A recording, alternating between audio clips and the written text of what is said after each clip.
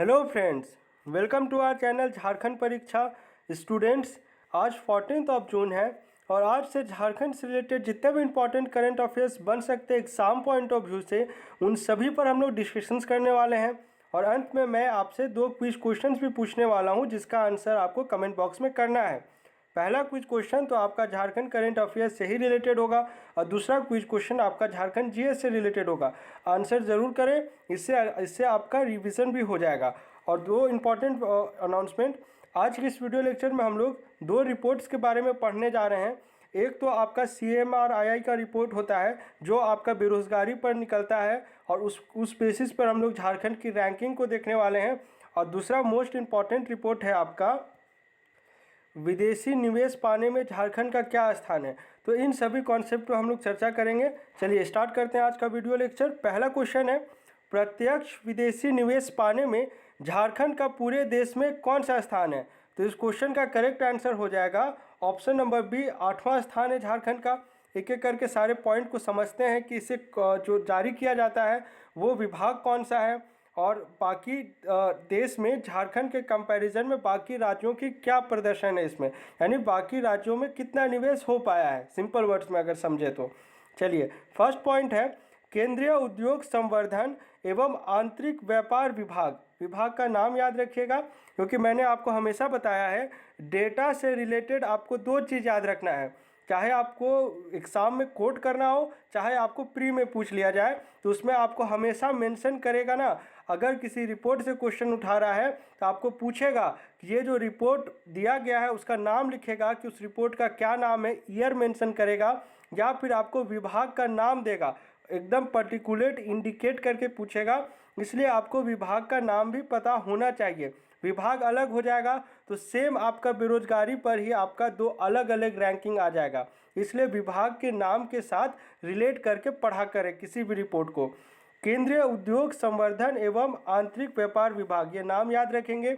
इस विभाग के द्वारा एक रिपोर्ट जारी की गई है। इस रिपोर्ट के अनुसार अप्रैल 2020 से लेकर मार्च 2021 के दौरान प्रत्यक्ष विदेशी निवेश पाने वाले राज्यों में झारखंड का पूरे देश में 8वां स्थान है, जो काफ़ी अच्छा प्रदर्शन है as compare to neighbouring states. Neighbouring states जितने भी झारखंड के हैं उसमें सबसे टॉप पर है आपका झारखंड, जितने भी स्टेट्स के साथ झारखंड बाउंड्री शेयर करता है। चलिए सेकेंड पॉइंट है, झारखंड में इस समय अवधि के दौरान 5,993 करोड़ रुपए का निवेश हुआ है।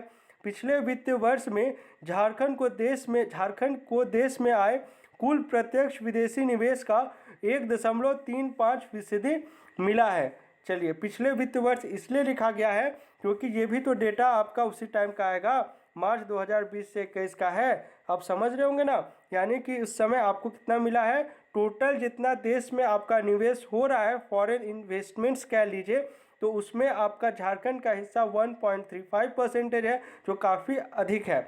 अब टॉप 5 राज्य को जान लीजिए जहाँ सबसे ज़्यादा इन्वेस्टमेंट हुआ है।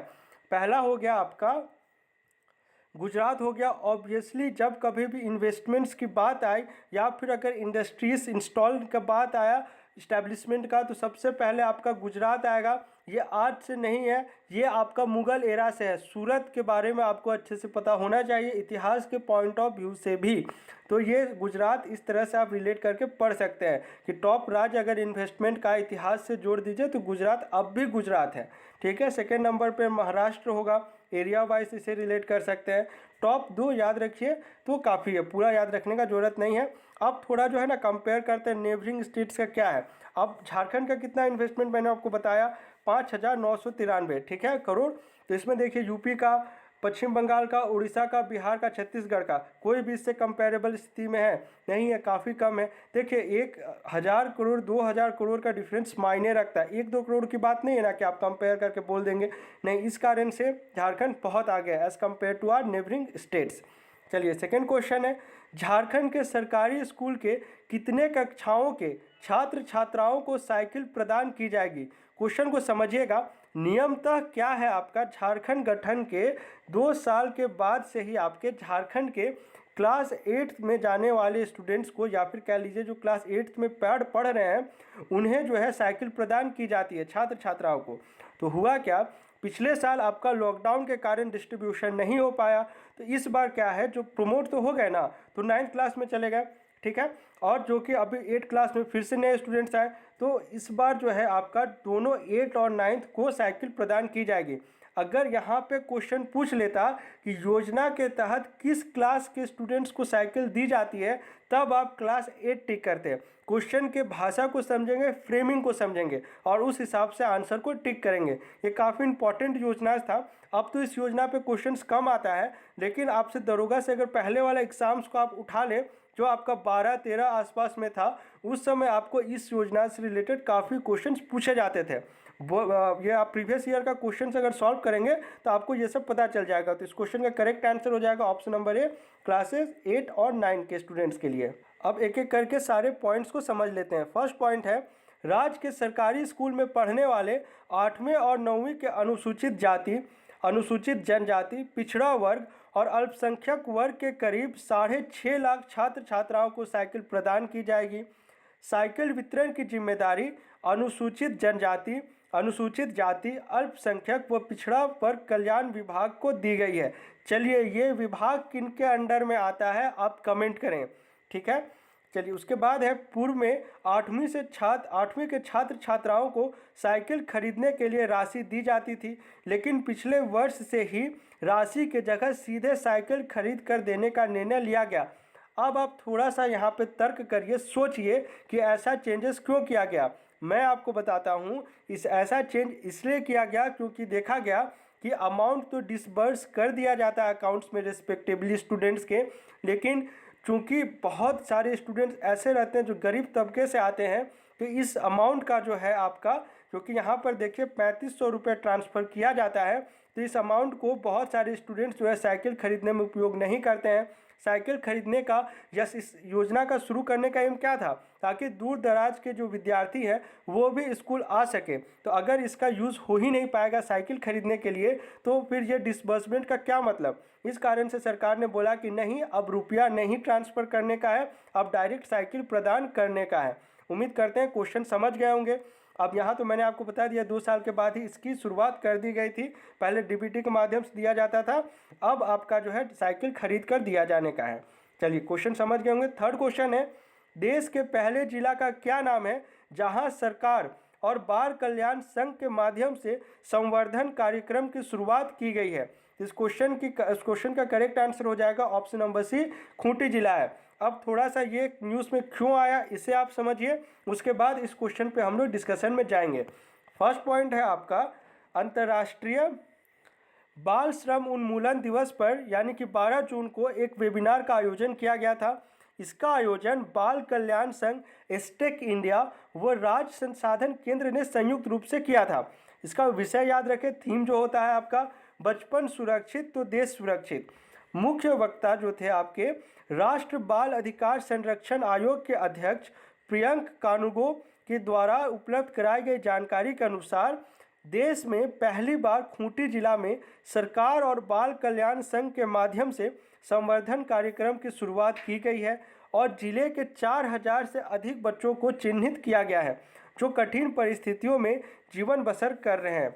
ठीक है, चलिए, उम्मीद करते हैं थोड़ा समझ गए होंगे क्वेश्चन मैं कहाँ से फ्रेम कर रहा हूँ और क्वेश्चन क्यों ये अभी न्यूज़ में आया है। एक बार मैंने पहले भी इसे बताया था, अभी फिर से ये न्यूज़ में आया, तो आप रिकैप कर लीजिए एक बार। चलिए, फोर्थ क्वेश्चन है, ध्यान देंगे, देश में सबसे अधिक बेरोजगारी दर के मामले में झारखंड का पूरे देश में क्या स्थान है। देखिए, पिछले बार जब लॉकडाउन लगा था तो झारखंड की स्थिति बेहद ख़राब हो गई थी। अगर आप बात करेंगे अप्रैल, मई और जून, इन 3 मंथ्स की, तो जून का तो अभी नहीं आया है, इनफैक्ट मई का भी नहीं आया है, तो डेटा आपका अप्रैल तक का है अभी यहाँ पर हम लोगों के पास। ठीक है, तो इस डेटा के अनुसार जो है अप्रैल मंथ अगर लास्ट में बात किया जाए प्रीवियस ईयर का, तो ये आपका 50 पॉइंट कुछ तक पहुँच गया था बेरोजगारी दर, जो बहुत ज़्यादा मैक्सिमम को भी क्रॉस कर गया था। लेकिन इस बार ऐसा नहीं है, वो कंट्रोल में है। तो डेटा को भी हम लोग पढ़ेंगे, पहले आप रीज़न समझ लीजिए कि आखिर ऐसा इस बार क्या हुआ कि कंट्रोल में है। देखिए, 3 रीज़न है, मैं आपको स्पेसिफाई करके बता रहा हूँ। पहला रीज़न तो हो गया, जो प्रवासी मजदूर थे वो पिछले बार में अधिक मात्रा में आए थे, इस बार कम मात्रा में आए हैं। ठीक है, अब पिछले बार क्या था, झारखंड प्रिपेयर्ड नहीं था, तो एम्प्लॉयमेंट के ज़्यादा जैसे योजना से आपका लॉन्च किया गया ना, बिरसा हरित ग्राम योजना, आपका हो गया, फिर नीलांबर पीताम्बर जल समृद्धि योजना, पोटो हो खेल विकास योजना, ये सब योजना लॉन्च किए गए तो अब उनका असर जाके देखने को मिल रहा है। ये दूसरा रीज़न हो गया। और तीसरा हो गया, इस बार झारखंड में संपूर्ण लॉकडाउन नहीं लगा है। जो होता है ना कंप्लीट लॉकडाउन पिछले बार जैसा लगा था पिछले साल, इस बार नहीं लगा। इस कारण से आपका अप्रैल मंथ में जो है compare to last years April month, इस बार जो है आपका बेरोजगारी दर काफ़ी कम है। चलिए क्वेश्चन में वापस आइए। बेरोजगारी दर के मामले में झारखंड का क्या स्थान है? आंसर हो जाएगा ऑप्शन नंबर बी, छठा स्थान है। एक एक करके सारे पॉइंट को देख लीजिए। रिपोर्ट किसका आता है? Centre for monitoring Indian economy. Report को याद रखना, ऑर्गेनाइजिंग बॉडी का नाम याद रखना है। फर्स्ट पॉइंट है centre for monitoring of Indian economy, यहाँ पे ऑफ आएगा कि आंकड़े के अनुसार अप्रैल 2021 में झारखंड की बेरोजगारी दर 16.5% है। वहीं नवंबर 2020 में ये 9.5% था। यानी कि क्योंकि यहाँ पर देखिए ये डेटा ऐसा कंपैरेटिव फॉर्म में इसलिए लिखा हूँ ताकि आपको समझ आ जाए कि ये जो 6 मंथ का टाइम ड्यूरेशन जो अभी बीता है उसमें कितनी बढ़ोतरी हुई है। तब ना आप समझ पाएंगे कि लॉकडाउन का इम्पैक्ट पड़ा है या नहीं। आपको वहाँ पे समझाना पड़ेगा। तो कैसे समझाएंगे अगर आप डेटा को कंपेयर करेंगे ही नहीं? इस कारण से थोड़ा सा कंपैरेटिव फॉर्म में यहाँ पे लिखा हुआ है। ठीक है, चलिए सेकंड पॉइंट है, पिछले साल लॉकडाउन के दौरान झारखंड की बेरोजगारी दर काफ़ी अधिक हो गई थी, जो कि मैंने आपको बताया। मई 2020 में झारखंड की बेरोजगारी दर 60% आसपास पहुंच गई थी, जो कि अप्रैल में आपका 50% यानी आप 47.2% आसपास था। चलिए ये मैंने आपको बता दिया, छठे स्थान पर है। और देश की बेरोजगारी दर की बात की जाए तो 11.6% है। सबसे अधिक बेरोजगारी दर है आपका हरियाणा में। चलिए रीजन आउट करिए तो हरियाणा में क्यों सबसे अधिक बेरोजगारी दर हो गई है। चलिए सर्वे कैसे किया जाता है एक थोड़ा सा ब्रीफ आइडिया ले लीजिए। Centre for monitoring Indian economy एक निजी संस्था है, हर माह बेरोजगारी का सर्वे करती है। यह सैंपल सर्वे के आधार पर डेटा इकट्ठा करती है। सर्वे में कुछ प्रश्न दिए जाते हैं। इसमें मूल प्रश्न यह होता है कि आप काम क्या करना चाहते हैं। काम करना चाहते हैं मतलब उसको काम नहीं ना मिल रहा उस आदमी को, तभी करना चाहेगा, और उसी के बेसिस पे बेरोजगारी का आंकड़े को उनसे जोड़कर डेटा तैयार किया जाता है। ठीक है, चलिए अब लास्ट 6 मंथ का देखिए। नवंबर में कितना था, ये झारखंड का स्पेसिफिक डेटा है 9.5, और अप्रैल में कितना है अभी प्रेजेंट में 16.5, यानी ज़्यादा इंक्रीमेंट नहीं हुआ है। मेजर्स मैंने आपको समझा दिया। देश में सबसे अधिक बेरोजगारी दर वाले राज्यों की स्थिति देखिए।